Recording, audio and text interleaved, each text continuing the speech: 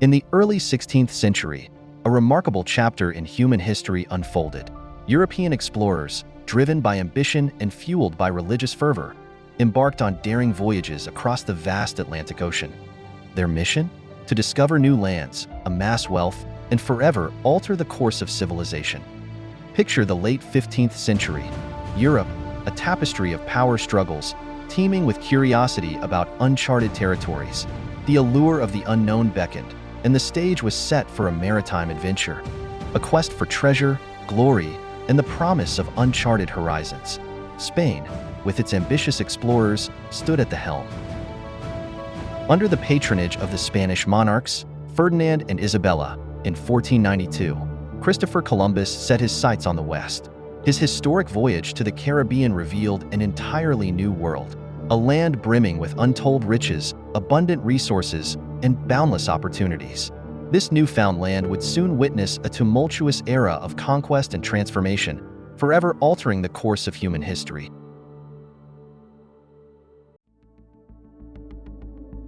As soon as Christopher Columbus returned to Spain in 1493, the Spanish monarchs were determined to safeguard their rights to conquer the newly discovered lands in the West. As a Catholic state, deeply reliant on the Pope's instructions and decisions, they sought ratification of their rights from the Vatican. In the first year of Pope Alexander VI's papacy, he issued the papal bull, interplay.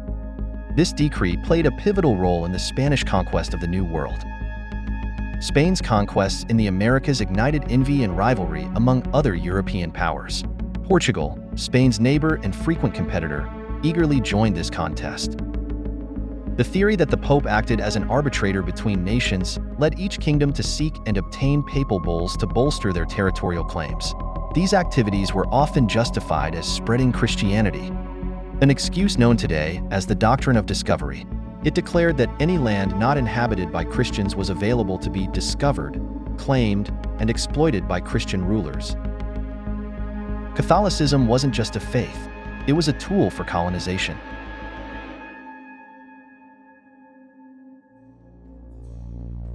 Before Christopher Columbus's discovery of lands in the western seas, the kingdoms of Portugal and Castile had been locked in a fierce competition for colonial territories along the African coast for over a century.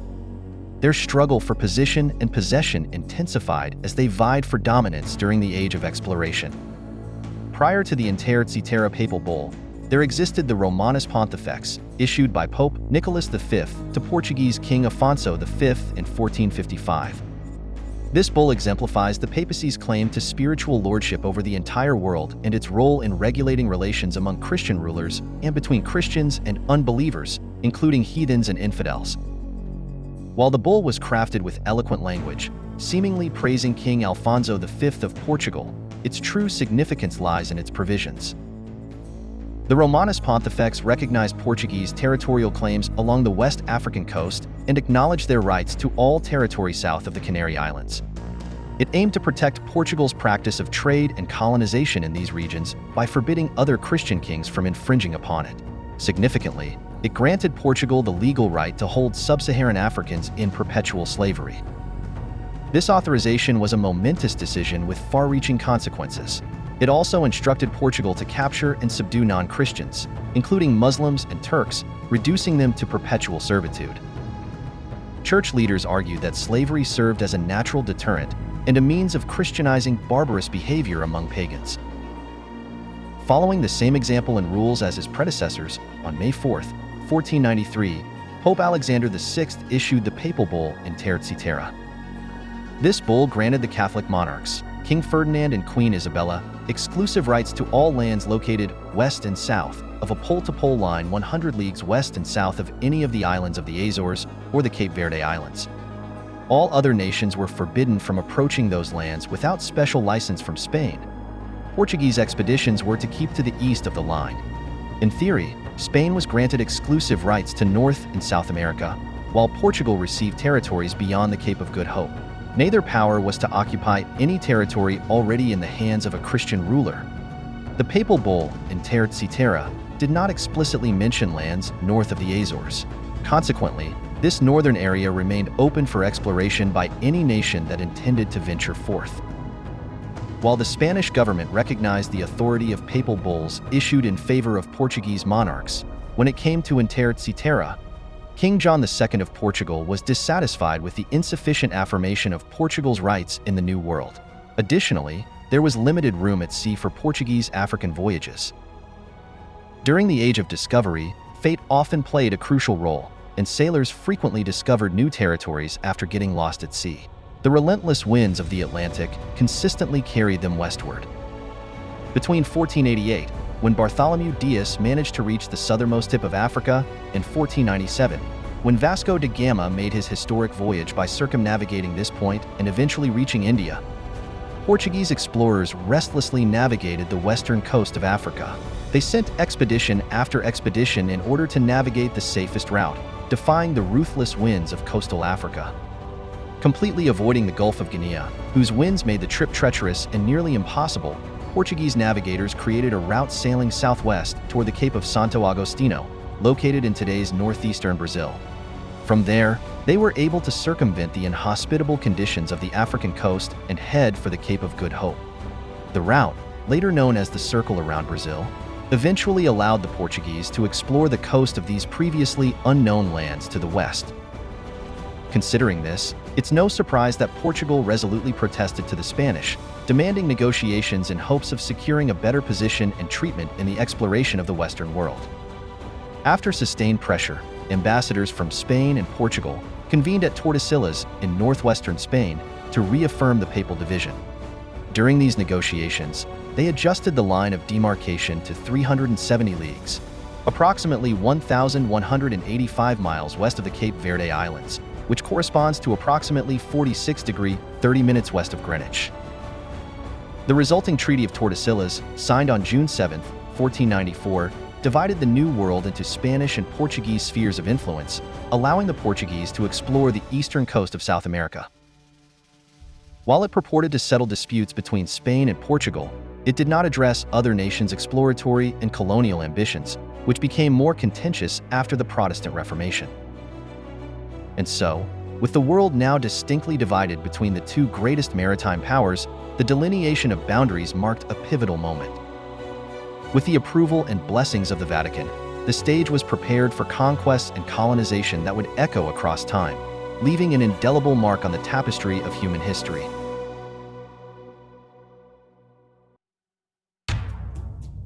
After the initial colony was established on the Caribbean island of Hispaniola in 1493, Spanish authorities dispatched expeditions all over Central America in search of wealth that would elevate the Spanish kingdom to a leading power in Europe and the world. The natives whom the Spanish conquistadors encountered were initially receptive and cordial, unaware of the newcomers' intentions. Their greatest virtue and weakness lay in the modesty they had cultivated for millennia. However, the newcomers were anything but humble. They sought to exploit every available resource. The primary resource for this enrichment was indeed the natives. They were abundant in numbers and frequently used for various purposes, forced into labor, working in mines, establishment of agriculture, as well as the infrastructure construction. Unfortunately, this exploitation led to immense suffering and loss of life. While Europeans were aware of a land in the West, possibly rich in all sorts of treasures, its exploration remained in its infancy. Decades would pass before it was explored to a greater extent. However, by the end of the 15th century, it became clear that Columbus' revelation did not lead to the India everyone so eagerly sought. European sailors persistently searched for the best sea route to the land of spices and gold. The Portuguese were particularly determined in this pursuit. In 1497, Vasco da Gama circumnavigated the Cape of Good Hope and reached India. After a successful journey and return to Portugal, Vasco da Gama shared detailed instructions with his contemporaries on how to navigate the safest route, defying the ruthless winds of the Cape of Good Hope. His compatriot Pedro Alvarez Cabral was the first to whom da Gama explained the sea route to India. He advised Cabral to avoid easterly courses from the Cape Verdes. Vasco da Gama's experiences highlighted the challenges posed by headwinds and currents in that region. When Pedro Alvarez Cabral set sail from Lisbon on March 9, 1500, he commanded a fleet of 13 ships, sailing southwest to bypass the becalmed waters of the Gulf of Guinea. The fateful winds of Atlantic led him to the easternmost shores of South America. Believing he had reached an unknown island to the west, he bestowed upon it the name Ilha de Vera Cruz, Island of the True Cross. Cabral and his crew lingered along the shores of this land, anchored at a safe distance, before continuing their journey and finally reaching India on September 13, 1500. According to the Treaty of Tordesillas from 1494, these western territories belonged to Portugal. But the treaty itself was never ratified by the Vatican. Instead, it was only agreed upon between the Spanish and Portuguese monarchs, an omission that will soon be corrected. Many of the greatest Portuguese explorers flocked to experience this newly adopted territory of Portugal. Among them were Gonçalo Coelho in 1501 and Amerigo Vespucci in 1502. The Portuguese meticulously explored the Brazilian coast. Before the establishment of formal settlements, they engaged in activities such as mapping the coastline, identifying potential resources, interacting with indigenous peoples, and participating in trade, including the lucrative Brazilwood trade. Even before the official settlements, the Portuguese recognized the dense indigenous populations as an economic resource. In the next 3 decades, this would become a primary resource of exploitation for Portugal, whose merchants would inundate the European market with slaves, sugar, and Brazilwood. On January 24, 1506, Pope Julius II issued the bull Aeque pro bono pacis, which formally sanctioned and ratified the Treaty of Tordesillas. This modification shifted the demarcation line 370 leagues west of the Cape Verde Islands. As a result, Portugal was officially able to claim the eastern coast of what we now recognize as Brazil. The Portuguese crown swiftly claimed this newfound territory, initially naming it Vera Cruz, meaning True Cross. However, due to the abundant presence of Brazilwood, known as pau-Brazil, which yielded valuable red dye, it was soon renamed Brazil.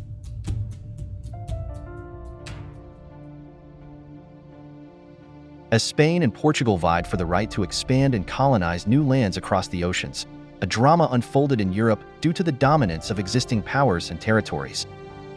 At the end of the 15th century, none of these 3 nations, France, England, and the Netherlands, specifically recognized the Vatican as their main religion. Their religious history was marked by diversity and complex interactions between Protestantism and Catholicism. Therefore, none of them had a reason to seek approval from the Pope for exploration. Their lack of interest was reflected in other reasons: lack of motivation, manpower, and resources, or, as in the case of France, the opportunity to expand their influence in Europe. Beginning in 1494, France was involved in a series of conflicts that spanned several decades and included various European powers vying for control over territories in Italy. Known as the Renaissance Wars, the major players included France, Spain, the Holy Roman Empire, and various Italian states. During that time, Italy was a patchwork of powerful and independent city-states, each exerting influence within its sphere. In 15th century, the Italian peninsula and its city-states held immense significance, not only for France's territorial ambitions, but also for other European nations. These city-states played a crucial role in economic development through trade, utilizing resources gathered from colonies and overseas commerce. Among these city-states, the Kingdom of Naples posed a particular challenge, not only to the French but also to other neighboring states. Naples surged forward relentlessly, bolstered by the support of the Spanish kingdom, which now posed a threat to become the preeminent European power. Meanwhile, the Papal States found themselves sidelined in Naples due to the refusal of feudal taxes by the Neapolitan rulers. Given that the Vatican and the Pope wielded substantial influence over the European political landscape at the time, no significant event could occur without the Pope's approval. In this intricate web of alliances, the French and the Milanese found common cause, and they were soon joined by the Papal States under Pope Alexander VI. French King Charles VIII marched unimpeded into Naples, seizing control. This pivotal move shifted the balance of power from the Italian peninsula to northwestern Europe. This event was of utmost importance, as it would reverberate across the ocean and irrevocably transform not only the landscape of the Americas, but also reshape the course of Europe in the ensuing decades. Consequently, Spain's singular goal was to amass wealth at any cost in order to fortify the kingdom for expansion. However, this ambition came at a steep price, borne primarily by the innocent Native Americans. Their pristine lands and age-old traditions, woven over millennia, were sacrificed in the pursuit of Spain's imperial aspirations.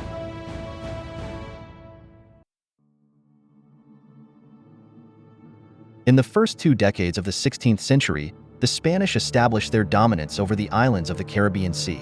They used these islands as a staging point to launch campaigns of conquest on the continental mainland of the Americas. Starting from Hispaniola, the Spanish expeditions reached Puerto Rico in 1508, Jamaica in 1509, Cuba in 1511, and Florida in 1513. In 1518, the governor of Cuba, Diego Velázquez, dispatched 2 expeditions to Mexico. The first, led by Francisco Hernández de Córdoba, explored the Mexican coast. Subsequently, Juan de Grijalva continued the exploration, leading to the establishment of a settlement. Both expeditions returned with wondrous tales of a highly cultured Mayan civilization and abundant gold riches. Hernán Cortés, then the mayor of the Cuban capital Santiago, assembled his own road crew. 100 sailors, 11 ships, 508 soldiers, 16 horses, and a small number of cannons. In February 1519, he set sail for Mexico, landing on the Yucatan Peninsula in Maya territory. Despite his limited military experience, Cortés proved to be an effective leader, securing early victories over the coastal Indians. He established a colony with Veracruz as its capital, boldly claiming the land for the Spanish kingdom. By this audacious act, he dismissed the authority of the governor of Cuba and positioned himself directly under the orders of King Charles. During this time, Cortés initiated contact with some of the tributaries of the Aztecs. He requested a meeting with Moctezuma II, the ruler of the Aztec Empire. Moctezuma's messengers presented Cortés with gold and precious stones, much to the delight of the Spaniards. In return, Cortés showcased the formidable power of Spanish weaponry, solidifying his authority in dealings with the Aztec leadership. In 1519, when the Spanish first made official contact with the Aztec Empire, it ruled most of present-day Mexico either directly or indirectly. Approximately a century earlier, 3 powerful city-states in central Mexico, Tenochtitlan, Tlacopan, and Tacuba, united to form the Triple Alliance. This alliance swiftly rose to preeminence. Tenochtitlan, the ancient capital of the Aztec Empire, was led by Moctezuma II. Situated on a human-made island in the middle of Lake Texcoco, the city boasted a population estimated between 200,000 and 300,000 residents. It served as a hub for Aztec trade, politics, and culture.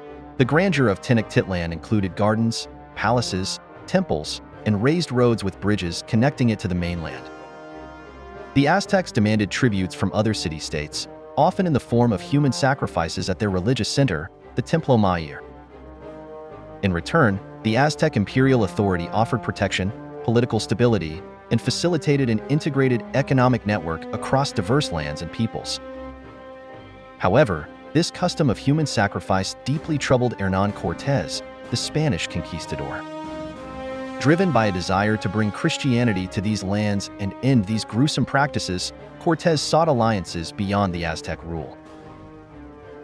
One of the most crucial alliances came from the Tlaxcalans, fierce warriors who had successfully resisted Aztec domination for decades prior to the Spanish arrival.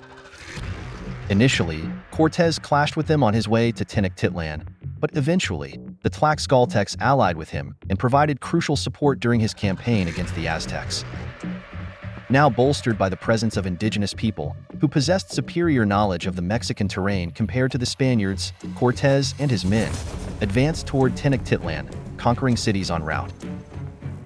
The Aztec Empire encountered its first significant challenge when Spaniards turned their attention to Cholula, the second largest city in central Mexico during that era, and the first large city along Cortés' route to Tenochtitlan. Cholula held immense significance as a cradle of Aztec religion and served as a vital ceremonial hub. Its inhabitants took pride in their prestige and revered their gods. Cholula's most iconic feature was its enormous pyramid, which stands as the largest pyramid structure in the Americas and boasts a staggering volume of 4.45 million cubic meters. This monumental structure was thorn in the eye for Cortés. The Aztecs, relying on their primary deity Quetzalcoatl, hoped to harness divine power against the invaders. However, the tide turned when Spanish firearms proved superior. In a grim turn of events, Cortés, fearing betrayal from the native population, made a chilling example. The The conquistadors ruthlessly massacred the unarmed crowd of nobles who had gathered at the central plaza in Cholula, purportedly leaving no survivors. During the next few days, both Spaniards and Tlaxcalans perpetrated acts of rape, murder, pillage, and arson within the city of Cholula. Amidst this brutal onslaught, the Great Pyramid of Cholula, once a majestic edifice, was largely reduced to a mere earthen hill. Moreover, he desecrated every temple he encountered by placing a cross on their altars. This act marked a profound shift in the lives of the Aztecs and their cultural landscape. Soon, these once revered temples will crumble into ruins, making way for numerous churches in the newly conquered land. In November 1519, Hernán Cortés stepped into the heart of the Aztec capital. The conquistadors were initially awestruck by the city's splendor, for this was truly a city of dreams. As Cortés arrived at the entrance to Tenochtitlan, he was welcomed by Moctezuma himself. The towers, temples, and canoes teemed with crowds who had gathered to gaze in wonder at the men and their horses. Moctezuma, guided by ancient traditions, believed that the man approaching them was none other than Quetzalcoatl, their supreme deity, returning to their land. However, Cortés was no deity at all. Swiftly, he detained Moctezuma under house arrest and attempted to rule the Aztecs through the emperor. This act ignited rage among the Aztecs, who accused their own leader of betrayal. Despite being outnumbered, Cortés held a ceremony formalizing Moctezuma's submission to the King of Spain. He then installed Christian images on the Great Pyramid and set in motion the first attempts to dismantle the Mexican idols. The Aztecs grew increasingly resentful of the Spaniards' assaults on their religion and their unyielding demands for gold. During this tumultuous period, Velázquez dispatched another expedition in April 1520, led by Panfilo de Narvaez, with the aim of opposing Cortés in Mexico. Cortés found himself compelled to hastily return to confront this new threat. Leaving approximately 200 men in Tenochtitlan, he set off for Veracruz. However, while he was engaged in overcoming Narvaez, events took a dark turn back in Tenochtitlan. Cortés's trusted lieutenant, Pedro de Alvarado, committed a massacre within the Great Temple, an act that ignited a local rebellion. By the time Cortés turned back to Tenochtitlan, the raging Aztecs had killed their own leader, Moctezuma, and the Spaniards found themselves besieged within the city. Cornered, Cortés attempted to flee toward Tlaxcala. On the night that would later be known as the Noche Triste, on July 1, 1520, the Spaniards narrowly escaped from Tenochtitlan, while their rearguard endured a brutal massacre. During this frantic escape, much of the treasure looted by Cortés, along with his artillery, was lost. But Cortés did not waver. More resolute than ever, he set his sights on subduing the defiant city and seizing control of its governance. With the assistance of their allies, Cortés's men ultimately prevailed, bolstered by reinforcements arriving from Cuba. Cortés initiated a strategy of attrition against Tenochtitlan. He severed supply lines, weakening the Aztecs, and subdued the allied cities that stood with them. Despite significant losses, the siege of Tenochtitlan culminated in a Spanish victory, resulting in the city's destruction. Houses were burned, temples destroyed, and the once mighty capital lay in ruins. On August 13, 1521, Cortés declared the city his own, renaming it Mexico City. The Spanish began to consolidate control over what would become the Kingdom of New Spain, with Mexico City as its capital. A wave of Spaniards followed Cortés into Mexico: friars, settlers, profiteers, and administrators. Remarkably, many Aztec aristocrats were permitted to convert to Christianity while retaining their estates and social status. Through intermarriage with the newcomers, society underwent rapid transformation, significantly shaping the trajectory of New Spain. Driven by the pursuit of wealth, the Spanish exploited local resources. The influx of precious metals, particularly gold and silver, fueled Spain's economy. As for the Tlaxcalans, their loyalty and assistance earned them special treatment. Their alliance with the Spanish persisted through subsequent episodes of conquistador conquests. The Spanish imposed their religion upon the indigenous population, desecrating temples and gradually replacing traditional Aztec beliefs with Christianity. To achieve this, Cortés requested that the Spanish monarch send Franciscan and Dominican friars to Mexico, tasked with converting the vast indigenous populations. But it was one Franciscan friar who stands out among all of them: and whose actions will remain a stark reminder of the collision between European religious fervor and indigenous knowledge. A collision that irreversibly altered the course of Maya civilization and left the world without an invaluable fortune. Arriving in Yucatan in 1549, Diego de Landa Calderón, a Spanish Franciscan bishop of the Roman Catholic Archdiocese of Yucatan, established a close relationship with the community of the Maya civilization. Landa encountered a treasure trove, hundreds of Maya books and thousands of drawings of Mayan idols. These texts contained millennia-old knowledge of the highly spiritually advanced civilization that the Mayas inhabited. The content covered a wide range of topics, including the history of indigenous people in the Americas, Mayan genealogy, medicine, astronomy, geography, calendars, languages, religion, government, agriculture, and trade. A compendium of matters central to a highly developed society. Unfortunately, due to Landa's inability to comprehend these texts, he regarded them as nothing more than superstition and lies of the devil, which ultimately resulted in a tragic outcome. In a ceremony known as an auto de fe, on July 12, 1562, he burned all the writings he encountered in indigenous libraries. This irreversible act destroyed millennia of knowledge. Only 3 pre-Columbian books of Maya hieroglyphics, also known as codices, and fragments of a 4th, survived this horrific event. While the Spanish celebrated what amounted to cultural genocide, the Mayans mourned the loss of their heritage. Despite this devastating act, Diego de Landa's subsequent efforts were paradoxical. He spent the rest of his life trying to collect and preserve knowledge about the Maya civilization. In his manuscript Relación de las Casas de Yucatán, written around 1566, he cataloged information about the Maya religion, language, culture, and writing system. However, a significant portion of the vast knowledge contained in the burned texts, which could not be understood at that time, was irreversibly lost. Today, 99% of what we know about this remarkable civilization comes from interpretations based on Diego de Landa's notes and understandings. Yet, we must recognize that these interpretations may not always reflect the absolute truth. The destruction of the Maya codices remains a poignant reminder of the delicate balance between preserving cultural heritage and the unintended consequences of zealotry.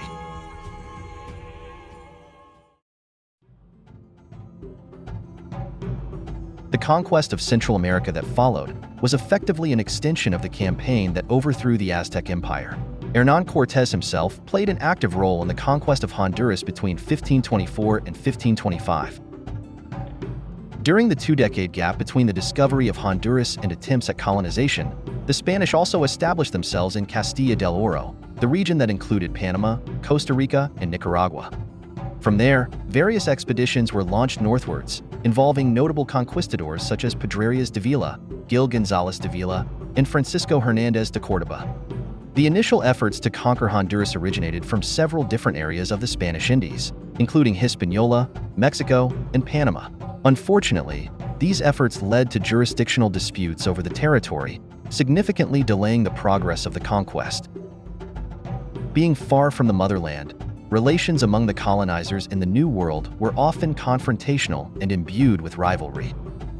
The state of the colonies was characterized by confusion and a lack of appropriate leadership, which further hindered the progress of colonization. Most of the colonizers were civil servants without management experience, lacking high social status in their home country. Colonization provided them with an opportunity to fulfill their desires for fame, wealth, and social standing. Between 1524 and 1526, the area that is now Honduras witnessed numerous Spanish expeditions involving various factions of colonizers. These expeditions were sent by patrons stationed in different parts of New Spain. On Honduran territory, the colonizers clashed, each staking a claim to colonization and authority. The region was rich in precious metals, and in the turmoil, lustful colonists killed their opponents in a frantic grab for wealth. The colonization of Honduras laid bare all the characteristics of colonization and revealed the motivations of its participants on the Spanish side. During 2 years of turmoil, rivalry, kidnappings, robberies, and murders, various authorities vied for control. However, it was Hernán Cortés, the governor, captain general, and chief justice of New Spain, who believed he held the greatest right to claim this territory on behalf of King Charles of Spain. Therefore, Cortés personally journeyed to Honduras during 1524. There, he He confronted his adversaries, engaged in fierce clashes, and ultimately established dominion over new territories. His audacity and determination led him to claim these lands in the name of the king. In response to the situation, King Charles V took decisive action in 1526 by personally intervening and establishing the Council of the Indies. This council was entrusted with the critical responsibility of navigating the intricate legal challenges associated with governing New Spain. Its establishment aimed to ensure effective administration and mitigate potential disputes.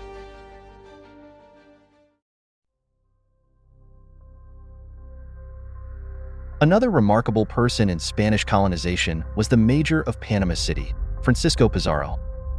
Pizarro wasn't content with living a lavish lifestyle in Panama City. He wanted more. Unlike his second cousin, Hernán Cortés, who didn't have previous military experience when he decided to conquer the Aztecs, Francisco Pizarro was an experienced soldier before arriving in the New World in 1502, with much war experience. He became a citizen of the new colony of Panama when it was founded in 1518, owning farms and Indian slaves, and was part owner of a gold mining company. In 1524, he set out to discover the Inca Empire, as by this time rumors of a gold-rich territory called Viru, laying on a river called Piru, had reached Spain's various colonies. Bold, audacious, and decisive as he was, Pizarro would soon learn that Viru was merely a suburb within the vast empire spanning across South America. The Inca Empire, known as Tantansuyo, meaning land of the four quarters or the four parts together, indeed had a remarkable geographical reach. Cuzco, its capital, held great significance as the navel of the world. It served as the administrative, political, and military center of the empire. The intricate network of highways and sacred sites radiated out to the four quarters: Chinchaysuyu, north; Antisuyu, east; Calasuyu, south; and Condisuyu, west. This expansive empire covered ancient Ecuador, Peru, northern Chile, Bolivia, upland Argentina, and southern Colombia, stretching approximately 3,400 miles or 5,500 kilometers from north to south. Despite having only around 40,000 Inca rulers, they governed a diverse population of over 10 million subjects who spoke more than 30 different languages. Truly an awe-inspiring civilization.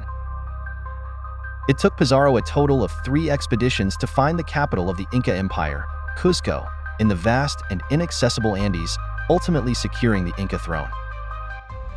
The initial expedition proved fruitless, offering no insights into the elusive empire's location. As they sailed along the Pacific coast, their progress halted in Colombia due to adverse weather conditions, food shortages, and clashes with unfriendly native populations. However, the second expedition was more fruitful. While Pizarro failed to discover the Inca Empire itself, he did reach Tumbes, an outpost of the Inca Empire. There, Pizarro and the crew received a warm welcome of hospitality and provisions from the Tumpis, the local inhabitants. Pizarro decided to leave a few men there to learn the customs and language of the natives, while he sailed back to Panama to prepare for the final expedition. In 1529, Pizarro returned to Spain, where he was granted a license by the Queen to discover and conquer Peru. The terms of the grant gave Pizarro the governorship of Peru, with the rights to explore and exploit the land on behalf of the crown. In addition, he was given a salary to maintain troops and to pay for a mayor, a doctor, and an apothecary. Pizarro's third and final expedition departed from Panama for Peru on December 27, 1530. Upon arrival, Pizarro discovered that a civil war had erupted due to a smallpox epidemic, claiming the lives of both Emperor Huayna Capac and his heir. The emperor's 2 sons, Huáscar and Atahualpa, vied for the vacant throne. On November 15, 1532, Pizarro arrived at Cajamarca with a force of fewer than 200 men, facing the formidable 50,000-man Inca army. Exploiting the Inca Empire's vulnerability, Pizarro captured Atahualpa, the new emperor, and imprisoned him in the so-called ransom room. Atahualpa, aware of the Spanish desire for gold, devised a plan to ransom himself. He believed that paying the ransom would lead the Spanish to depart. However, he failed to anticipate that these few hundred conquistadors might be the harbingers of thousands who would permanently settle in his land. A single payment of gold would not suffice. Despite fulfilling his promise by filling 1 room with gold and 2 with silver, Atahualpa faced 12 charges, including fratricide and plotting against Pizarro and his forces. He met his demise by garrote on August 29, 1533. Following Atahualpa's execution, Pizarro marched to the city of Cusco, pillaging and looting its treasures. The Spanish solidified their conquest of Peru by entering Cusco on November 15, 1533. Pizarro's discovery of Cusco's wealth made him one of the wealthiest Spanish explorers. In Cusco, he also enlisted the remnants of Huáscar's army to quell Atahualpa's loyalists, securing control over the city. Cusco, being situated high up in the mountains and too distant from the sea, could not serve as the capital. Subsequently, Pizarro founded a new capital city, which he named Lima, on Peru's central coast on January 6, 1535. He considered this to be one of the most important things he had created in life. By 1536, Manco Inca led a massive Incan army of 100,000 people in a siege of Cusco. Simultaneously, smaller Incan expeditionary forces moved to destroy other Spanish strongholds. Over the course of 3 years of continuous warfare since Pizarro's arrival, Incan military leaders became familiar with Spanish military tactics and developed effective counters. Despite Incan victories in battles, they couldn't breach Cusco's fortified defenses, manned by a mere 200 Spanish soldiers armed with gunpowder weapons. The inability to overcome Cusco's defenses signaled the ultimate victory for the Spanish. On June 26, 1541, a group of 20 heavily armed supporters of Diego de Almagro II stormed Pizarro's palace in Lima, assassinating him and then forcing the terrified city council to appoint young Almagro as the new governor of Peru.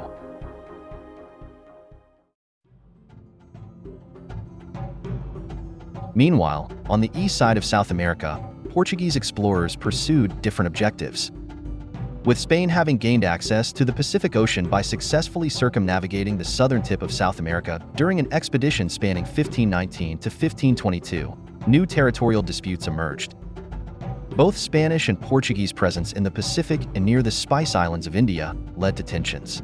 The need for a new treaty arose, opposing the Treaty of Tordesillas, as no agreed-upon meridian of longitude had been established to define territorial boundaries in the Far East. The Treaty of Zaragoza, signed on April 22, 1529 by King John III of Portugal and the Habsburg Emperor Charles V, in the Aragonese city of Zaragoza, aimed to resolve this issue. The treaty explicitly defined the areas of Castilian and Portuguese influence in Asia. Notably, the anti-meridian was placed approximately 297 leagues, equivalent to 17 degrees, east of the Maluku Islands. Under this arrangement, Portugal's portion covered roughly 191 degrees of the Earth's circumference, while Spain's portion was approximately 169 degrees.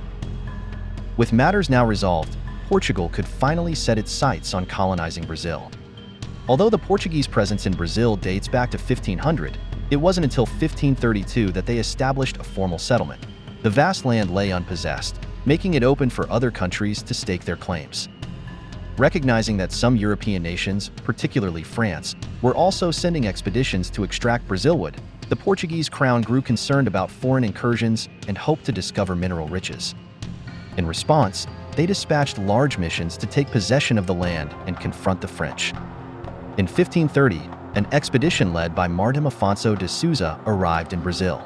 Their mission was to patrol the entire coast, expel the French, and establish the first colonial villages. The first settlement they established in 1532 was São Vicente, situated on the coast. Several hundred colonists arrived by ship to set up these fledgling colonies, which multiplied along the Brazilian coastline. Before colonization, Brazil was inhabited by a diverse range of indigenous tribes.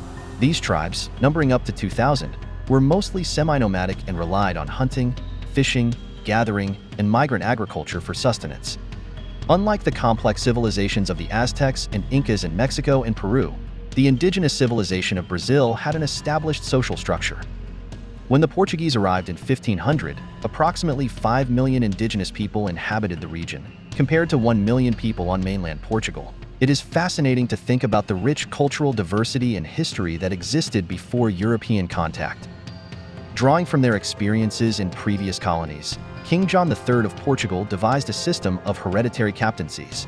These captaincy colonies divided the territory into 15 regions, each granted to those who desired and had the means to administer and explore them. The appointed captains wielded ample powers to govern and profit from their possessions. Pernambuco, one of the most successful captaincies, belonged to Duarte Coelho, who founded the city of Olinda in 1536. Pernambuco thrived by cultivating sugarcane, while São Vicente prospered through trade in indigenous slaves. Sugar, a precious commodity in Europe, took center stage as the primary Brazilian colonial product for the next 150 years. While the captaincy of São Vicente, under the ownership of Martim Afonso de Souza, did indeed produce sugar, its chief economic pursuit revolved around the trade of indigenous slaves. Unfortunately, the other 13 captaincies faltered, prompting the king to shift colonization efforts from private ventures to a royal endeavor. In 1549, a central government was established in the colony, and Tomé de Souza was appointed as the first governor-general of Brazil. He founded Salvador, which became the Brazilian capital in northeastern Brazil. In 1551, the Diocese of São Salvador de Bahia was established in the colony, with its seat in Salvador, and Pero Fernandes Sardina was elected as the first bishop of Brazil. However, as they attempted to spread Christianity among the natives, they encountered hostility, and attacks on the colony became increasingly frequent. To effectively spread Christianity and justify colonization, Tomé de Souza brought Jesuits to Brazil. They established their mission in the settlement that later gave rise to the city of São Paulo. In 1565, Jesuits also took part in the foundation of Rio de Janeiro. Unlike the Spanish conquest of the West Indies, which was ruthless and harsh, the Portuguese approach was more subtle and pragmatic. The Jesuits' success in converting indigenous people to Catholicism was closely tied to their ability to understand and respect native cultures, particularly their languages. They recognized that conversion required more than force. It demanded empathy, education, and dialogue. By learning local languages, adapting to customs, and building relationships, the Jesuits facilitated a more harmonious coexistence. They engaged in a cultural exchange, blending Christian teachings with indigenous beliefs. Moreover, they lived among the indigenous communities, sharing their daily lives. These personal relationships built trust and credibility. The Jesuits acted as educators, healers, and intermediaries, addressing both spiritual and practical needs. This approach allowed for a gradual transition, minimizing cultural shock. But the main events that shaped today's Brazilian multicultural, multi-ethnic, and multiracial essence were the actions of runaway slaves. During the colonial era, Brazil's majority population consisted of African slaves and their descendants. Beginning in 17th century, many of these enslaved individuals escaped from their white masters into the Brazilian hinterland and formed communities known as quilombos. The presence of runaway slaves and their settlements not only shaped Brazil's racial diversity, but also forced the Portuguese to expand their empire beyond the Tordesillas demarcation line. The racial mixing between people of indigenous, European, and African ancestry resulted in various physical spaces for cultural interchange. With the discovery of gold in the São Vicente region at the end of the 16th century, the Portuguese Empire once again flourished. Simultaneously, the Portuguese crown turned its attention to the silver mines of Bolivia, aiming to expand the border of colonial Brazil further south and southwest, territory that legally belonged to Spain. Spain and Portugal engaged in conflicts over this enclave on several occasions, ultimately leading to the signing of the Treaty of Madrid in 1750. In this treaty, Spain and Portugal agreed to a significant southwestward expansion of colonial Brazil. Notably, both countries expressly abandoned the Papal bull Intertse Terra and the treaties of Tordesillas and Zaragoza as the legal basis for colonial division. This treaty continues to shape the borders of the Spanish and Portuguese empires to this day.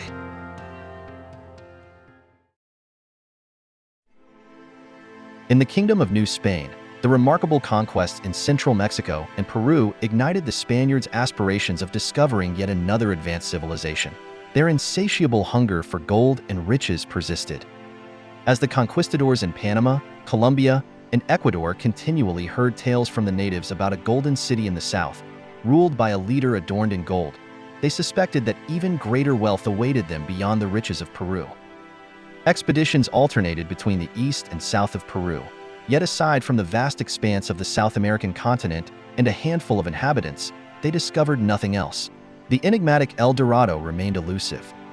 Instead, they encountered and settled in what is now Chile, 1541, Paraguay, 1556, and Argentina, 1580. As for the North American continent, much of what is now the southern United States was claimed by Spain. Spanish explorers ventured into what would become modern-day states such as Alabama, Arizona, the Carolinas, Colorado, Florida, Georgia, Mississippi, New Mexico, Texas, and California. In 1528, Spanish explorer Alvar Núñez Cabeza de Vaca landed on present-day Fallets Island, Texas, and in 1565, Spain established a settlement in St. Augustine, Florida, which endured in various forms until modern times. Furthermore, permanent Spanish settlements took root in New Mexico, with the founding of Santa Fe in 1610, marking Juan de Oñate as the last conquistador of the Spanish Empire, as conquest declined and an era of classic colonization began. During the period from 1492 to 1832, approximately 1.86 million Spaniards settled in the Americas, with an additional 3.5 million immigrants arriving during the post-independence era. Most of this immigration occurred during the 18th century, encouraged by the new Bourbon dynasty. Before the arrival of European explorers in the Americas in 1492, it is estimated that the population of the continent was around 60 million people, roughly the same size as in Europe. Unfortunately, over the next 2 centuries, the indigenous population fell dramatically to just 10% of its pre-colonization level, primarily due to the spread of infectious diseases. Conquests, wars, and conflicts with European settlers led to significant loss of life. Practices such as forced labor, slavery for resource extraction, and forced resettlement in new villages and later missions that were implemented, as well as disruption of traditional agricultural practices, also contributed to famine and population decline. The Spanish colonization of the Americas resulted in a staggering amount of wealth flowing back to Spain. The conquistadors extracted over 100 tons of gold from the Americas in just the first half-century of colonization. This immense quantity of gold allowed Spain to become the richest country in the world at the time. To put it into perspective, at the end of the 15th century, all the gold in Europe weighed only 88 tons. However, the gold discovered by the conquistadors in the New World far surpassed this amount, enriching the Spanish crown beyond imagination. The conquistadors found gold on various islands and territories, including Hispaniola, Puerto Rico, Jamaica, Cuba, Mexico, Guatemala, and Peru. By the end of the 18th century, over half of New Spain's land and nearly 2/3 of the money in circulation had fallen into the hands of the Church, revealing the real reasons for the Vatican's wholehearted blessing for colonization. As the sun set on the 16th century, the Americas were forever changed. European colonizers craved wealth and religious transformation, often at the expense of morality, humanity, and knowledge. New Spain was the richest of all Spain's overseas territories. However, this wealth came at a high cost to indigenous populations and their cultural heritage, innocent people who stood in the way of powerful colonial greed.